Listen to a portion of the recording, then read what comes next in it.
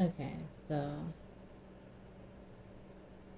here is the answer to the last video. Okay, so it was perception. So how do you think others see you? I did my research, looked up the cards, and whoa. So how do you think others see you? I got the Son of Knives. I looked up the card and looked up what it said in the book. It says, tendency to go too hard and provoke others, energetic, innovative, vigilant, clever, persuasive. That's all. Okay. Whoa. How would you like to be seen? 10 of baskets. Pause it if you need it.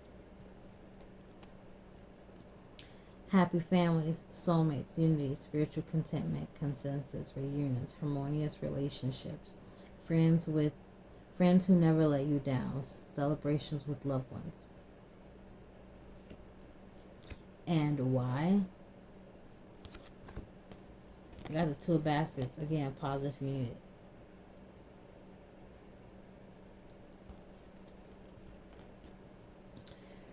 Harmonious, reciprocity, romance, partnership, sharing, reconciliation, best friend, joy, balance, mutual respect.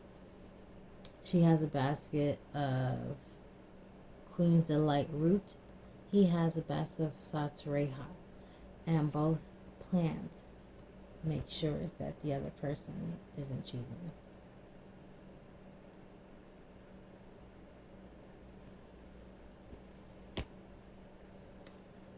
Next one, please. This is the 4th one. This is our 4th card now. I'm going to put these back in here randomly. So it says, hidden self. What parts of yourself do you feel you have to hide at work or school? Well, at this current time in my life, I am not, I guess you could say, working for somebody else. I'm self-employed right now. So, what parts of yourself do you feel like you have to hide? And one thing about my job right now, or I don't even want to call it a job, it's just something I do daily. Something that I do. It's going to be hard for me because I'm not supposed to hide who I really am at work or what I do. So, let's see what happens. So, it says, what parts of yourself do you feel you have to hide at work or school? So it's only one question. I'm going to do one card. Sometimes I like to do a squirrel. I don't know. Okay, so first card on top, Ace of Knives. At the bottom, 8 of Knives. And then we have the Daughter of Knives. Oh, okay. All right.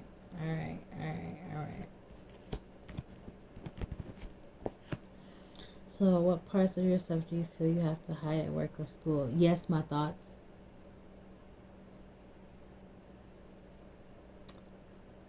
Yep, my thoughts.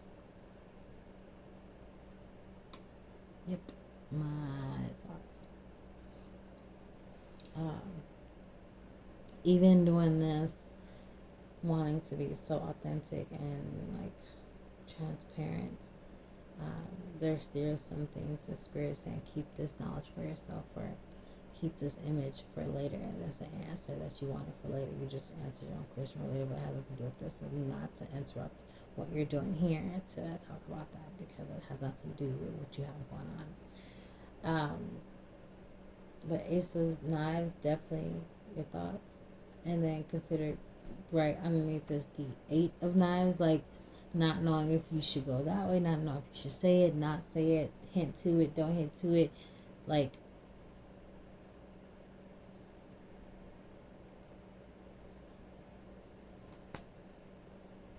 card number 5, we're moving forward. Nightmare. This is 2 questions. What is your worst nightmare? Why is this your worst nightmare?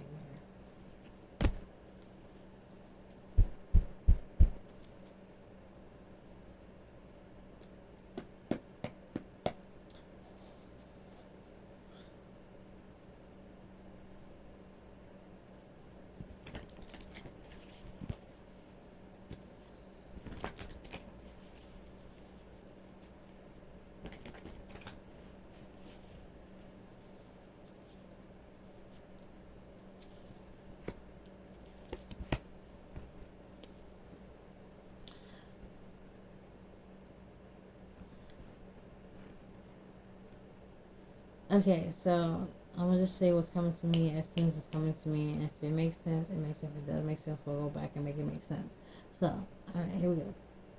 So, what is your worst nightmare? Why is this your worst nightmare? The first thing I have is Bishop C.H. Manson with the number 5 going to Dr. Grant, which is the number 9. From 5 to 9, that shows an increase in something. Bishop C.H. Manson to Dr. Grant. They're both major arcana cards. Like, so this is something big. Like, this is a big nightmare of mine. And alright, so what's the nightmare? Bishop C.H. Manson. What does Bishop BC? What does Bishop C.H. Manson accomplish in his life? What was he doing? Well, and this is how spirit talks to you. Through signs and symbols and all these weird puzzle pieces. So what did Bishop C.H. Mason, I say Manson, I don't know, it's Mason do? Well, he was a minister, pastor of a church. Like he's like the founding father of like this religious church called Kogic or something like that. Church of God in Christ. And Church of God in Christ. And I don't remember the location quite yet. I can see like going somewhere toward like the southeast or something like that. I don't know.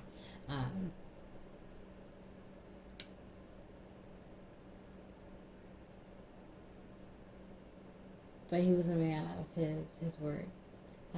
He believed in God so much like you could not sway him.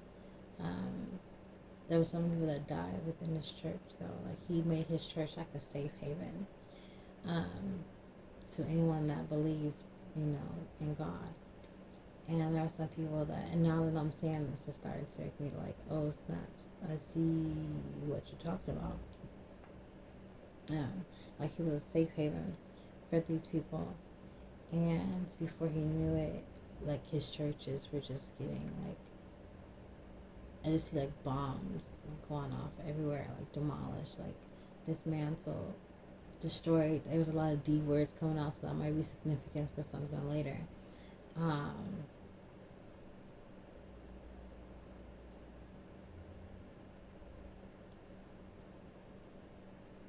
It's just not like when everything is just like bombed up and like just the smoke.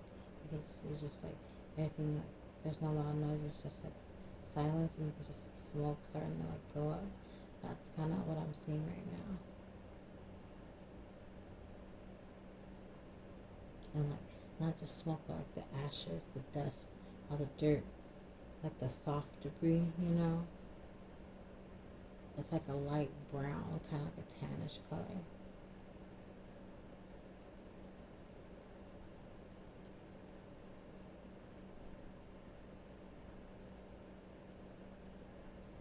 All right, and that's question 1. So why is this your worst nightmare? This is Dr. Grant. Okay, he number 9. This is the Hermit. Okay, this is the Hermit card. Yeah, sorry. Bishop C.H. Mason was the Hierophant and the man of the church. This one is the Hermit. This is the isolation is what I just seen right across my mind. Isolated, the person that wants to keep things hidden, tucked away. This person's like, I'll do it. I got it. I'll do it myself. It's not the independent person. It's the person that just don't want to be bothered with nobody else. It's like, no, I'll do it. Like as I'm seeing somebody like there's a performance going on somewhere, and I just see somebody like run off the stage, go backstage somewhere. I don't even know. That had nothing to do with what I'm talking about right now. I just seen that. So that again, that might be for later. But this is what happens again. Welcome to our story. And this is what happens on channeling. Yeah, but the isolate, the Dr. Grant. He's someone that he wants to be alone. he wants to go doctor and someone that he's a root worker, right? So he goes picks his herbs and his berries and his nuts and his roots and his branches. He go gets his supplies for his medicine or whatever it is that Dr. Grant is granting. You know what I'm saying? He just prefers to do it by himself. He prefers to do it later in the evening. If I do believe that to be true, I believe it was later in the evening. Again, where he's not being bothered. You can't really tell from these cards because there's no color to them, but it's kind of bright, but dark at the same time. That's what I'm saying.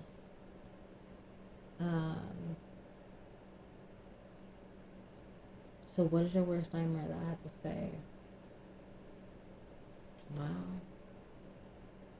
Putting those two together. So what is your worst nightmare? Like trying to build something and it's just watching it burn, I guess you say? That's pretty damn deep. I got that from this guy. That's pretty damn deep. And why is this your worst nightmare?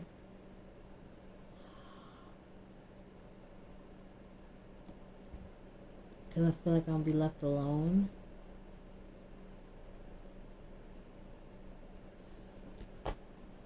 I'm going to just shuffle these, and whatever card comes out and faces up, that's the card that I read. If it faces down, that's just the card that needs to go back. It was just something I did.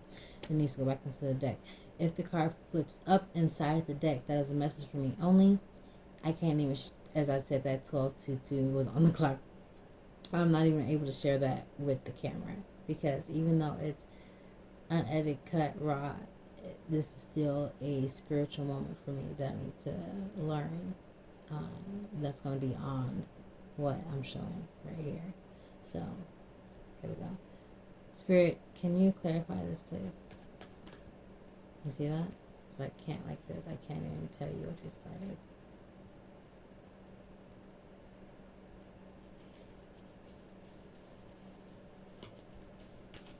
Oh, that one came out. That one came out. It fell and it came up from the upright. So this one I can share with you guys. A 9 of baskets. Another number 9.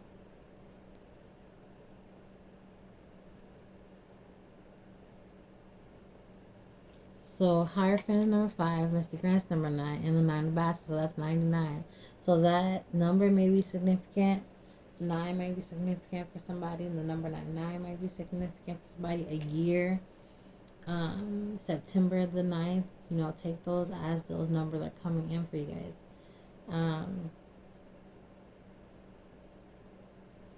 So, here he is again. And right now I'm going to just pause for a second because there's some things on this card that is like making me come back with a memory. I just pulled my rising reading cards, and it says something about the 7 of Wands. And in this deck, the 7 of Wands has a crocodile head, and there's not a crocodile head as one of my baskets, right? And then also, there's some wine that's very significant to me because I love me grape juice. There is some books in here, of course, because I love to read. I will read something. What's this? Oh, I don't read it. Let me see. I will read it. Money. I don't want to have some money, and then we have sunflowers.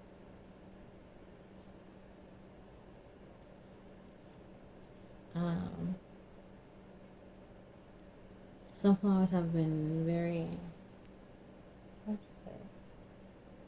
prominent right now. It's been very, I've been seeing a lot. I've been hearing and seeing and talking about sunflowers a lot lately. And that's all I'm going to say about that. Alright. What's the next one? Inner team. We just did inner team from the last one. The last card of the last video had an inner team card, And it asks, in your teen years, what did you not receive? How has this impacted you? And I was saying, like, a hard disciplined father. He never disciplined me. He didn't yell at me. We talked it out.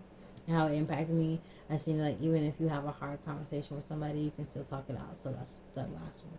This one is, what do you wish someone would have told you as a teenager? Gather the cause, everybody. Let's go. As I said, that 15:55 on the clock.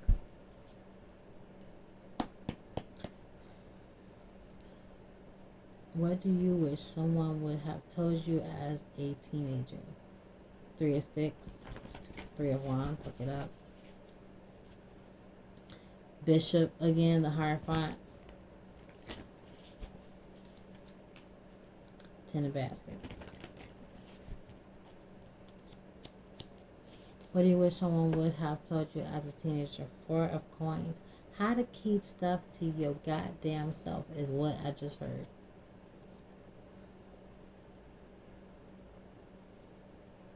How to keep things to your goddamn self.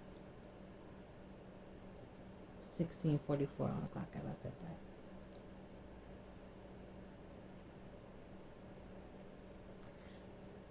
Because everything is share. You got to share. You got to know how to share. Here, put this out. Share. Really? But when am I going to keep something for myself?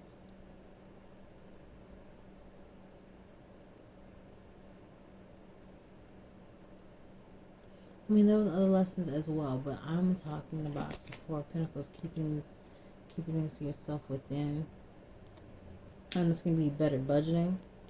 Knowing when to go out and buy something. 1722, when to go out and buy something, when not to go out and buy something. Bills. Again, this is her story, so it's talking about me. Okay. Yeah, I went with my mom to go pay the bills, but I didn't sit next to her and see her fill it out. She didn't tell me, write this here, write this here. No, I didn't get that. Okay, hey, we're about to go pay this bill. Let's go get in the car. I sat or stood away from her in a chair on the side of her, whatever she did, what she needed to do at the counter, and I got back in the car and went home.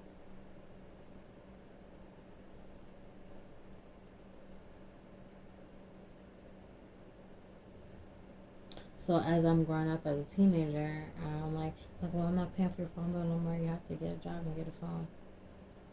What? Wait. I gotta pay my own phone bill? How do you do that?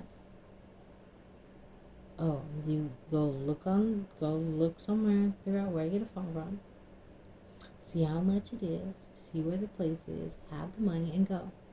So I'm like, okay, I did that. Boom, I'm here. Hey, can I help you? Yeah, yes, first time buying my own phone. I'm like, oh yeah, over here, and then actually just.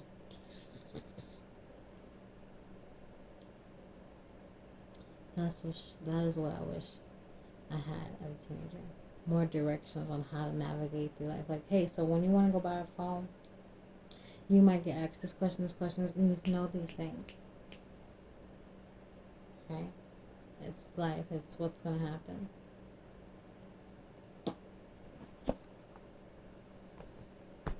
Okay, next question. Again, we're working on shadow work. We're getting real and raw in here. Let's do this. Parental values. What were your parents or guardians' core values growing up as a child? That's question number 1. How has this influenced you? Question number 2. All right, so here we go.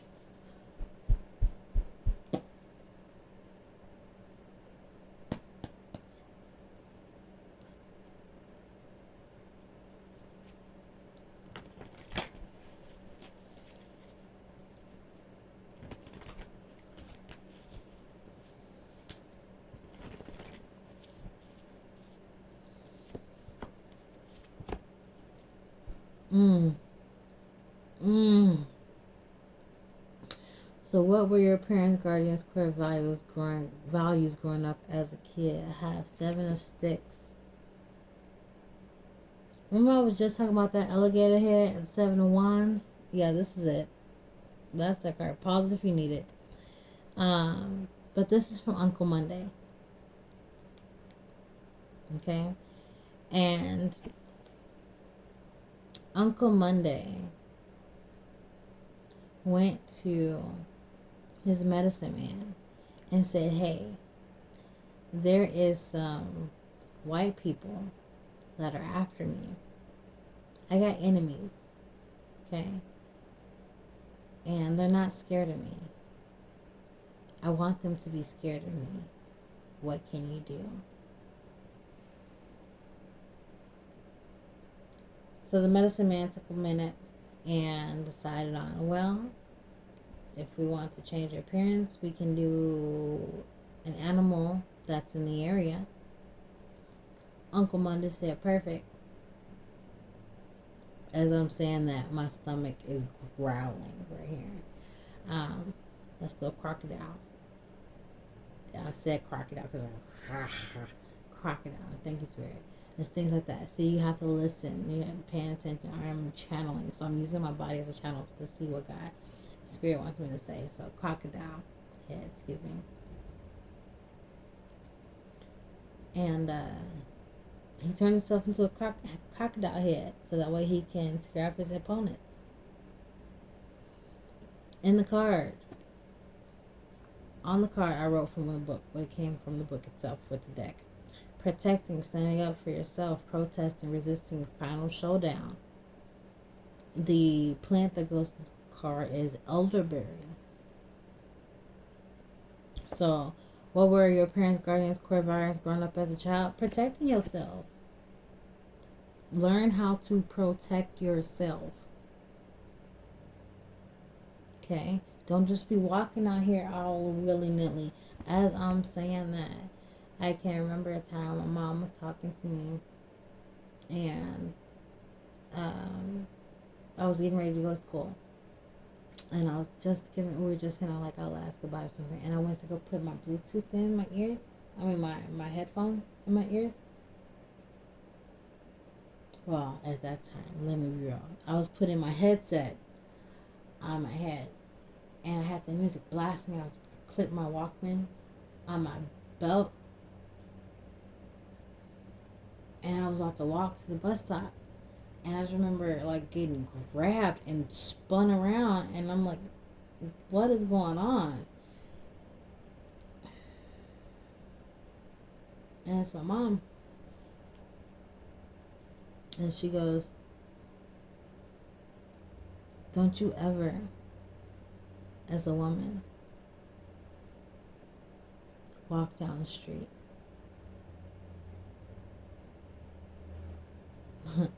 Let me use her words correctly.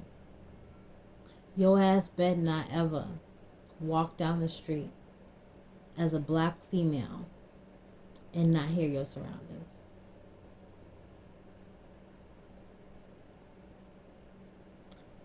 That changed me entirely. I was like, what? Okay.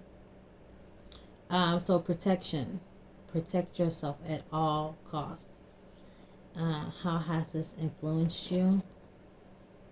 Do y'all see this? 9 of Sticks. This is 9 of Wands. This lady, first of all, her plant is pepper spray. Let's get it. This lady is standing. Okay, pictures. This lady is standing. She has a bandana on her head. She has a gun in her right hand and her Bible in her left with a juju bag. If you don't know what juju bag is, go look it up. A juju bag around her neck. She has wands, sticks, staffs, pillars standing behind her with skulls on top of each one of them to signify the ancestors that is protecting her, that's watching over her, that's walking with her, that's going with her to do whatever she decides she needs to do. This is insanity. This is a card that is again stating even through any persistent moments, protect yourself. Pause if you need it.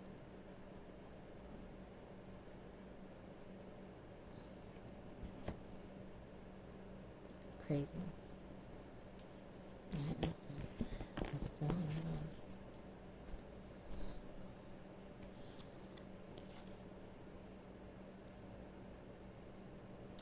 we have inferior. In what areas of life do you feel below or inferior to others?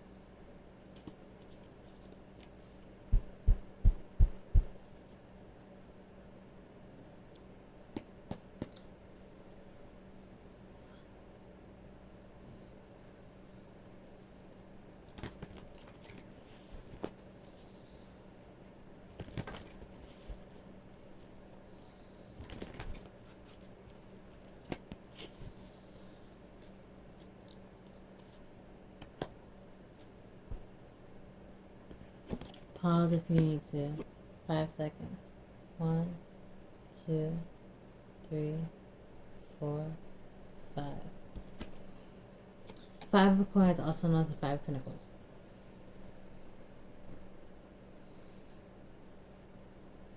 And I'm hearing when you don't have enough money, when you don't have a lot of money, you feel inferior to others.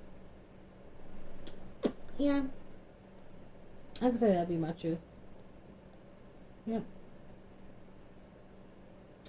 Yep, no shame about that one. That is true.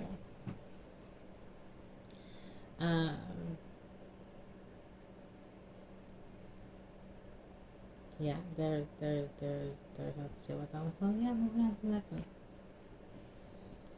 10 of Sticks. That's a lot of burden. That's a lot of burden to try to keep up with what my mom used to say with the Jones and them. Like, it's hard trying to keep people. If you live your life, you live your path. Okay? Don't try to live everybody else's path. Inner child. This is a lot of inner child, teen, parent right now. I'm just peeping that out. Okay? I'm calling it out right now.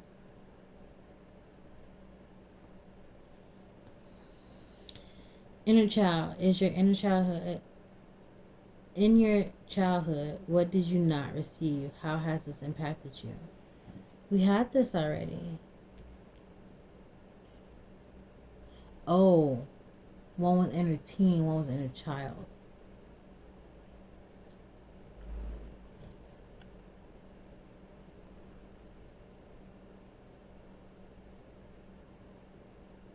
Okay. Alright, here we go. As I say that 6 of baskets, 6 of cups at the bottom of the deck are like childhood. So I know I'm on the right track with this reading. So let's go.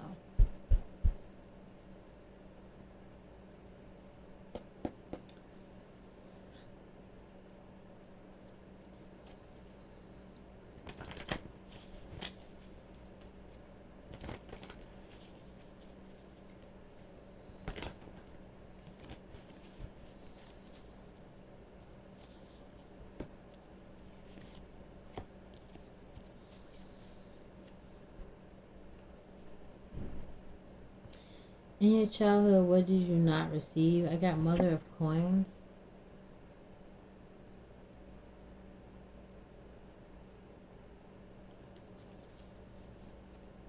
How has this impacted you? 5 of Baskets.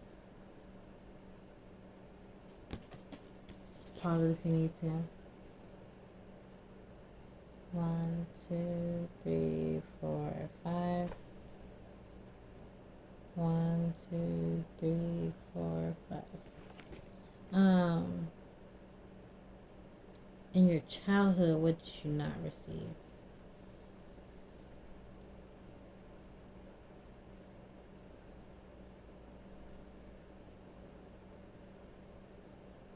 My stomach just growls, like go with your gut, and my face is itching. It's where it's like, yeah, just say it. You know, I'm like, yes. All right. I'm hearing a relaxing mother. She was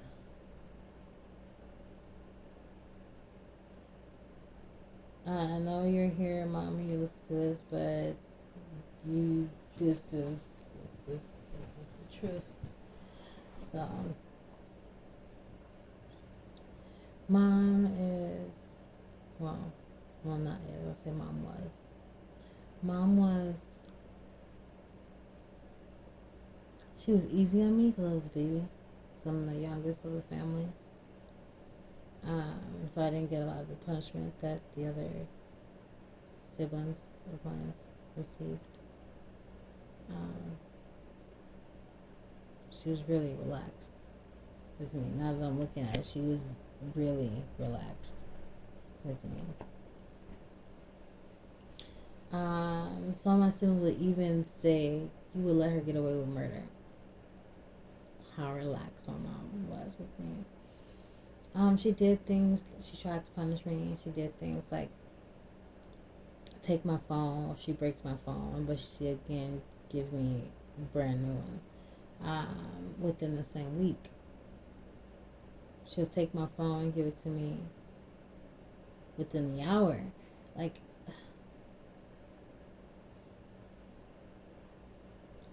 so yeah, that's my mom was just like, just sitting here, just looking at me, just shaking her head. I can't believe you're telling our business. Yes, I am. It's her story. Thank you. And how has this impacted you? I have the 5 of baskets. Again, pause if you need it. 5, 4, 3, 2, 1. So how has it impacted you?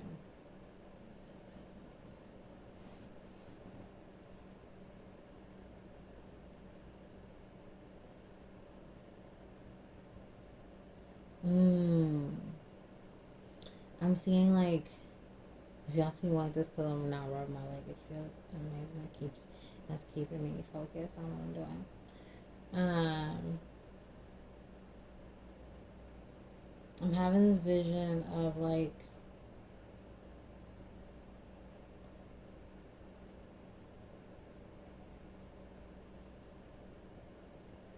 I'm trying to form the vision first. Hold on.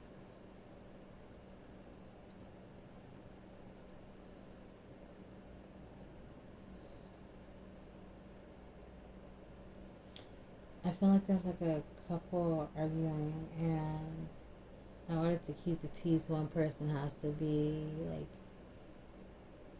peacemaker, be like really relaxed and calm, cool, collected, and not want to fight back. And that's how it impacted me, because it impacted like things that were being like cried over or argued about, something like that, or like in denial of it impacted me that way. Like it's hard for me to see when things, like I'm in denial about some things, you know. And yeah, that's what we're getting. Okay, moving on. As the Hierophant Bishop C.H. Mason is back on the deck, the bottom, saying, yeah, that's your truth, right? Childhood activities. What activities did you enjoy as a child? What does this reveal about your inner child? So this is going to be my last one, because I got other stuff I got to do right now. So here we go. 2 questions, 2 cards.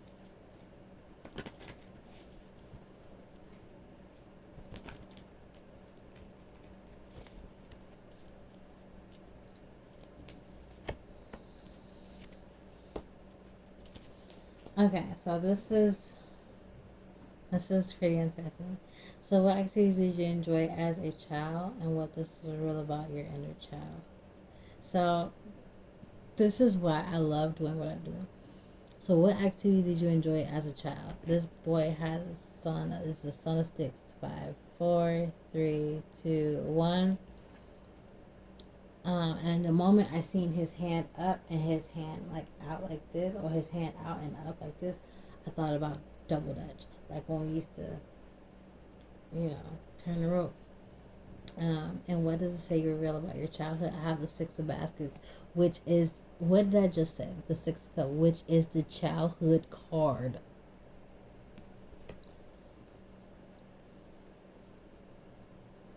So what activities did you enjoy as childhood? Double Dutch. I love Double Dutch. I love Double Dutch. I love Double Dutch. And what is the rule about your childhood? That I'm still playful. It's still in there. It's still in there within me. If I was to see somebody with Double Dutch rope along the street somewhere, and I'm like, oh my God, it's a law.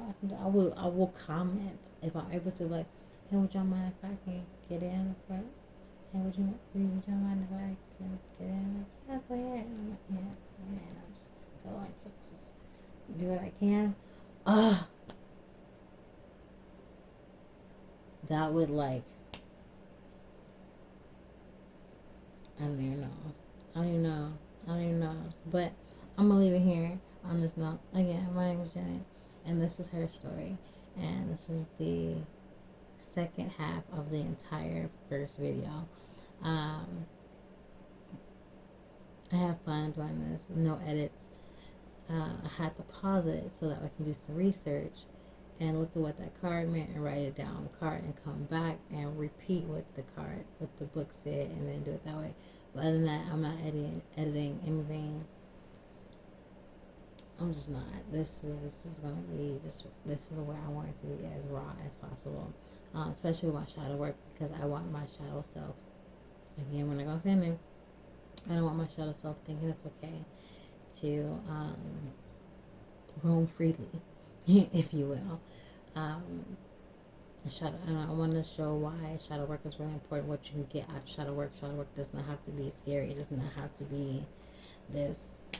1, 2, 3, 4, 5, 6, 7, 8, 9, 10. I've only gone to 10, so that's good. Shadow work doesn't have to be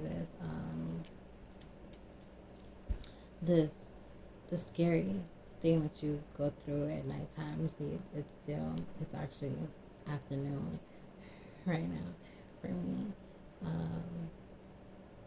And just taking some time out for myself, about an hour or so, to really just hone in on myself and say, this is what I will allow, this will not allow, what's triggering me when I'm in these relationships with people, and how can I not become triggered when I'm in these relationships with other people when they say certain things or do certain things to me. So that's why I wanted to do this. So I want to thank anyone and everyone that's watching at this time. And as always, if it doesn't benefit, don't benefit.